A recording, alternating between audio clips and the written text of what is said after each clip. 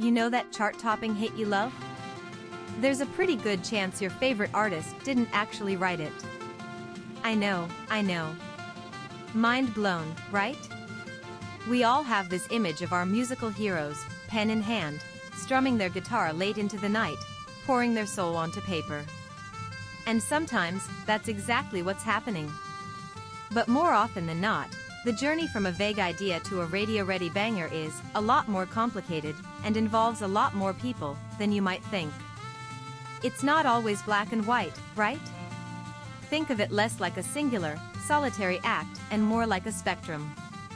On one end, you have your Bon Ivers, your Joni Mitchells, artists meticulously crafting every sound, every word, every nuance. They're the architects, the builders, and the interior decorators of their musical worlds. They're the whole enchilada. But then, on the other end, you might have someone like, say, a manufacturing pop star, someone whose primary role is to be an incredible performer, a charismatic presence, maybe even a fashion icon.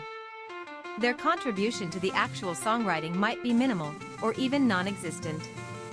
For them, it's about inhabiting the song, giving it life on stage and in the music video. And the reality for most artists, most of the time, lands somewhere comfortably in the middle. It's a collaborative dance, a beautiful mess, involving often unseen forces and unsung heroes. And speaking of unsung heroes, let's talk about the rise of the professional songwriter. Ever heard of Max Martin? Probably not, unless you're really deep into industry stuff. But you've definitely heard his songs. I'm talking Baby One More Time by Britney Spears, I Kissed a Girl by Katy Perry, Blank Space by Taylor Swift, the list goes on and on and on. This guy is a certified hit-making machine. These professional songwriters are the architects of modern pop music. They're called hitmakers for a reason. They often craft entire songs, from melodies to lyrics, sometimes even the basic track. Then, they pitch these fully formed or nearly fully formed songs to artists and their labels. It's like the artist is the chef, but the songwriter provided all the gourmet ingredients for the meal, and sometimes, they even provided the recipe and did most of the cooking too. The chef just adds a sprinkle of seasoning and presents it beautifully. Think about it like this. Not every amazing actor writes their own scripts, right? Denzel Washington doesn't write the movies he stars in, but he brings those characters to life in an unforgettable way. It's a different skill set, and both are incredible. So, this leads us to what writing credit even means these days. Let's say an artist is in the studio. A producer has laid down a sick beat, a cool chord progression.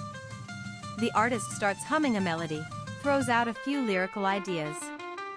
Suddenly, they've got a catchy top line, that's industry jargon for the main vocal melody and those key lyrical hooks that stick in your head.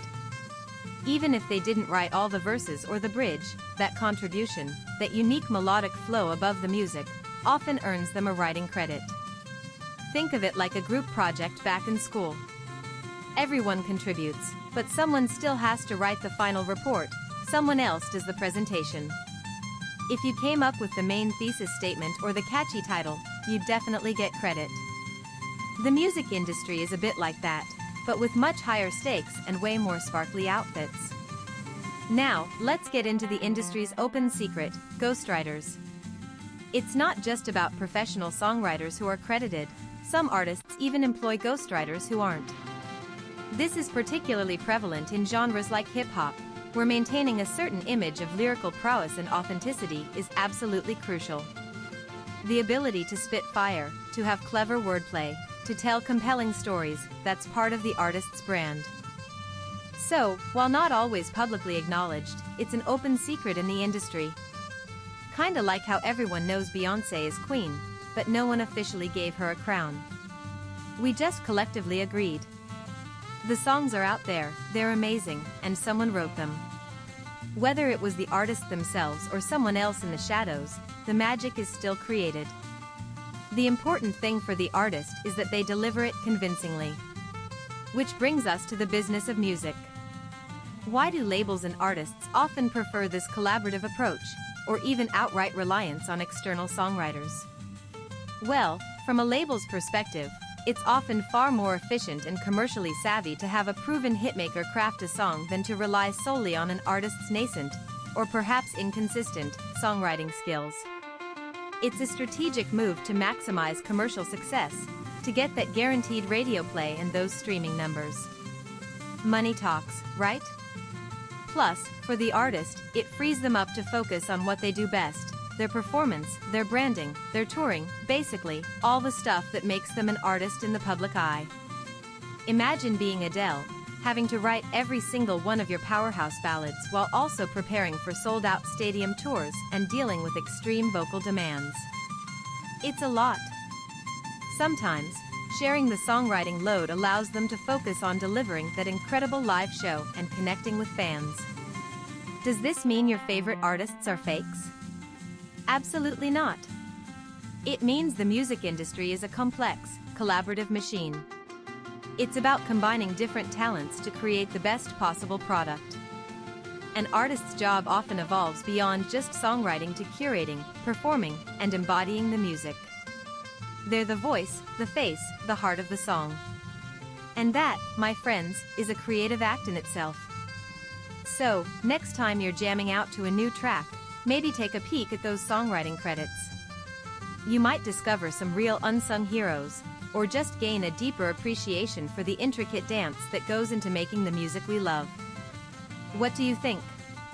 Does it bother you if an artist doesn't write all their own songs? Or do you care more about the final product and the performance? Let me know in the comments below. And hey, if you found this deep dive into the music biz fascinating, drop a like on this video and subscribe to Think Like a Musician for more behind-the-scenes insights into the world of sound.